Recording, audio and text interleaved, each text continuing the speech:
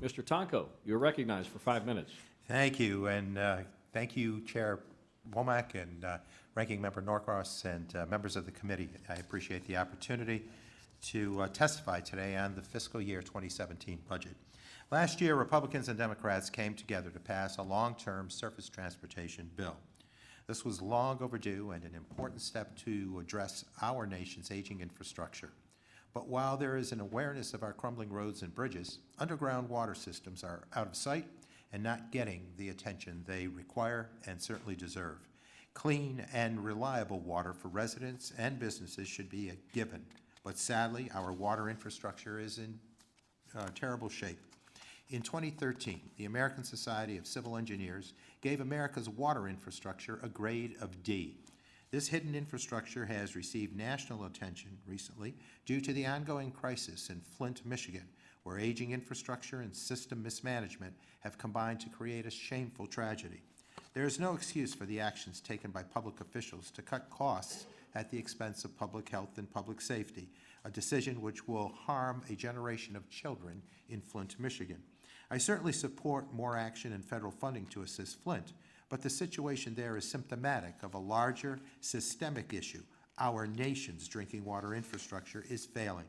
It is extremely difficult for financially distressed cities, let alone small and rural communities, to find the funds to repair and upgrade their water systems. Some older cities have been hollowed out, and their unreliable, century-old water systems make it nearly impossible to attract new businesses and new investments. Without adequate water systems, small businesses, major manufacturers, electric utilities, and farms cannot function, let alone grow. The effects are very real, as communities' ability to create and sustain jobs is at risk. In my own district, in the city of Troy, a major water main break this year caused significant damage and forced businesses and schools in Troy and neighboring communities to shut down for a number of days. These breaks can bring economic life to a halt. When 10 million gallons of water pour forth, there's all sorts of flooding situations and concern. We have seen, what this can mean in areas like Flint, Michigan, Sebring, Ohio, Los Angeles, California, and Troy, New York, and they are not isolated cases. The Environmental Protection Agency estimates that there are 240,000 water main breaks per year. On top of that, leaking pipes lose an estimated 7 billion gallons of clean drinking water each and every day. There are over 10 million lead service lines throughout the country.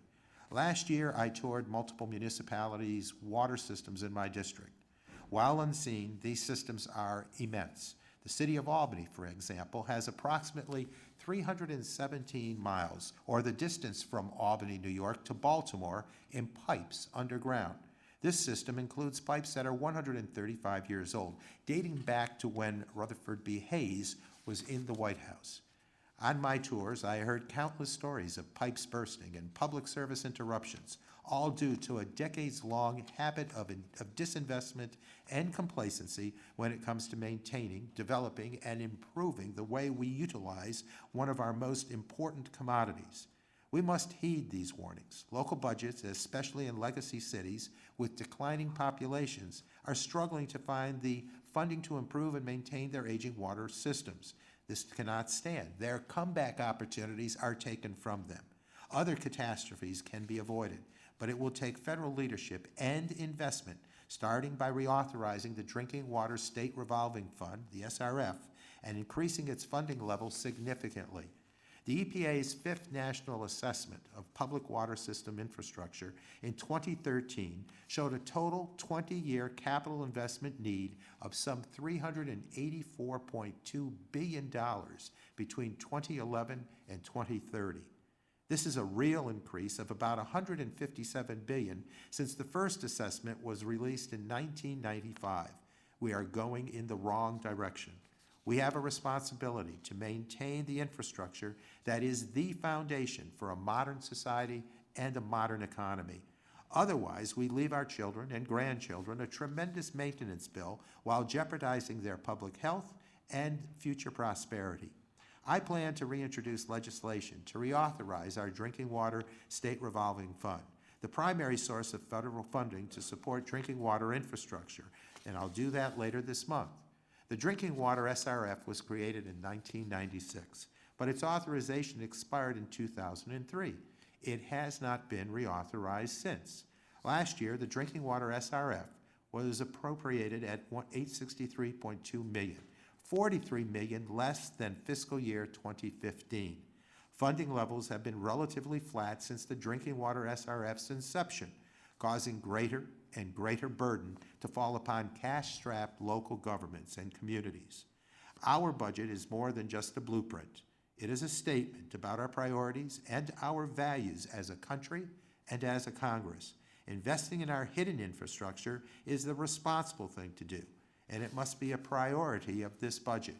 Only through robust federal investment and partnerships with states can we hope to reduce the growing funding gap and help water utilities do what is expected in a modern society, and that is deliver clean, safe drinking water to homes and businesses and manufacturing sites. Again, thank you for letting me appear before you today.